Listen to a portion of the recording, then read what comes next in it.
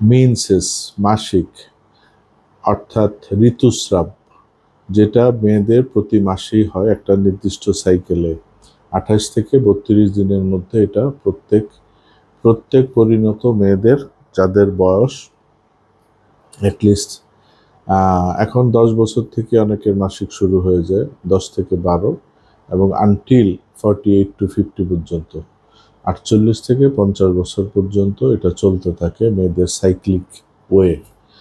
তো সেটা প্রত্যেক মেয়েদেরই হয়, এবং এই সাইক্লিক ওয়েটার মধ্যে বিভিন্ন রকম অনিয়ম, বিভিন্ন রকম প্রবলেম, বিভিন্ন রকম অসামঞ্জস্যতা, বিভিন্ন রকম উপসর্গ দেখা দেয়। সেগুলো কি কি, সেগুলো নিয়ে আলোচনা করব। যেমন প্রথম কথা হলো ব্লিডিং যেটা হয়, আমরা যেটা বলি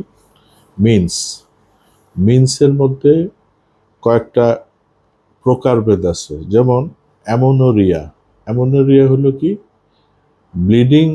ব্লিডিংয়ের টাইমে ব্লিডিং হয় না, খুব সামান্য একটু ব্লিডিং হয়, অল্প পরিমাণ, এবং দেখা যায় যে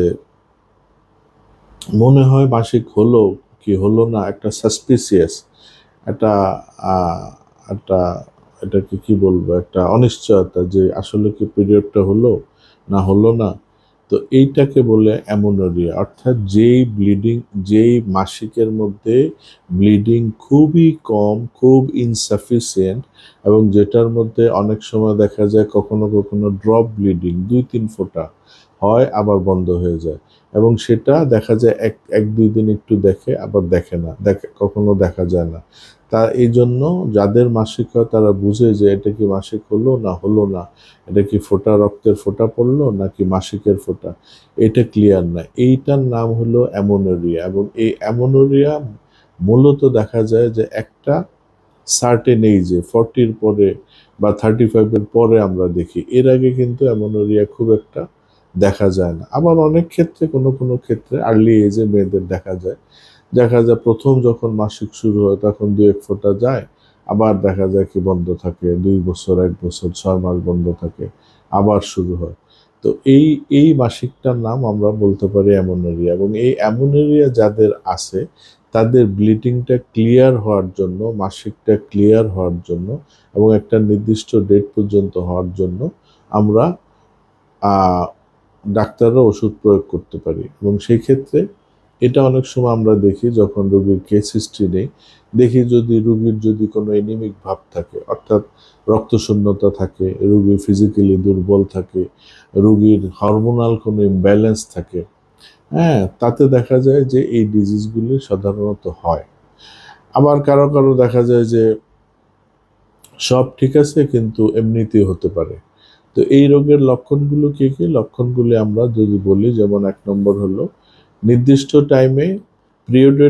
পিরিয়ড হবে বাট ভেরি ইনসাফিসিয়েন্ট, সেটা ড্রপ ব্লিডিং 2-1 ফোঁটা হতে পারে, বা কখনো কখনো কোনো মাসে গ্যাপও যেতে পারে, নাও হতে পারে, এবং পেশেন্ট সাসপিসিয়াস যে আসলে তার মাসিকটা বা মিন্সটা হলো কিনা, এটাকে আমরা বলতে পারি অ্যামোনোরিয়া। এবং এই ক্ষেত্রে আমরা হোমিও ওষুধ কি প্রয়োগ করব?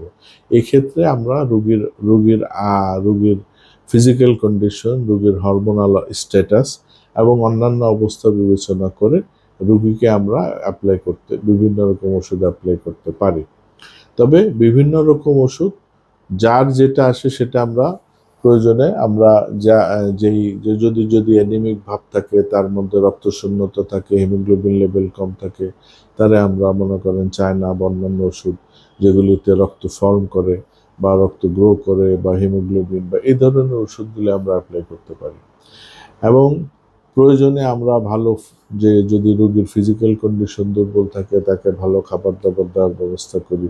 তার ব্লাড বাড়ার জন্য প্রয়োজনীয় যেমন ভেজিটেবল, লাল শাক, গাজর, মূলা, এটাকে কি বলে, বিটরুট, তারপর বিভিন্ন রকম ফল যেমন হলো আনার, তারপরে আপনার বিভিন্ন রকম মাংস থেকে যেটা আমরা পাই, যেমন কবুতরের মাংস বা অন্যান্য যেগুলি যে কলিজা, এইসব সোর্স থেকে যেগুলি ব্লাড বাড়ে সেগুলিকে আমরা খাবো, সেগুলিকে রোগীকে খাওয়াবো। এবং প্রয়োজনে আমরা এক্সট্রা যদি লাগে তাকে এক্সট্রা আয়রন ট্যাবলেট বা এক্সট্রা কোনো ট্যাবলেট, রক্ত বাড়ার কোনো ট্যাবলেট আমরা দিব, অথবা কোনো ভিটামিন, মাল্টিভিটামিন দিতে পারি। তো মোটামুটি এই অ্যামোনেরিয়ার এই হলো স্ট্যাটাস, যে অ্যামোনেরিয়া রোগী কারা, বা যেসব মাসিকটা খুব ইনসাফিসিয়েন্ট হয়, ব্লিডিংটা খুব কম হয়, এবং সেই সাথে সাথে কখনো তলপেটটা ব্যথা থাকে, কারো কারো ব্যথা থাকে না, এবং তার সাথে রিলেটেড তার যদি বডির কন্ডিশন, ফিজিক্যাল উইকনেস থাকে, তারপরে হিমোগ্লোবিন লেভেল কম থাকে, বা দেখা যায় ডব্লিউবিসি কম থাকতে পারে, বা অন্যান্য হরমোনাল ইমব্যালেন্স থাকতে পারে, সেগুলি সব বিবেচনায় নিয়ে আমরা চিকিৎসা দিলে, এবং এগুলির ভালো হোমিওপ্যাথি চিকিৎসা আছে যেগুলিতে, এবং এগুলি পরবর্তীতে যদি প্রপার ট্রিটমেন্ট না হয়, পরবর্তীতে প্রেগনেন্সি বা পরবর্তীতে বিভিন্ন রকম বাচ্চা ধারণ ক্ষমতা বা অ্যাবর্শন হওয়ার বিভিন্ন টেন্ডেন্সি থাকে। সুতরাং এগুলি আর্লি এজেই আমরা ফোকাস করব, আমরা দেখব, এবং এই রোগীরা অনেক সময়, এইসব মেয়েরা অনেক সময় চেপে যায়, অনেক সময় ডাক্তারের কাছে এক্সপ্রেস করে না, বা ফ্যামিলিকেও বলে না, শেয়ার করে না, দেখা যায় অনেক দিন পরে তাদের ট্রিটমেন্ট শুরু হয়। কাজে এই অবস্থায় এই ধরনের পেশেন্টগুলি আর্লি ফ্যামিলিকে জানানো উচিত এবং প্রয়োজনীয় ব্যবস্থা নেওয়া উচিত।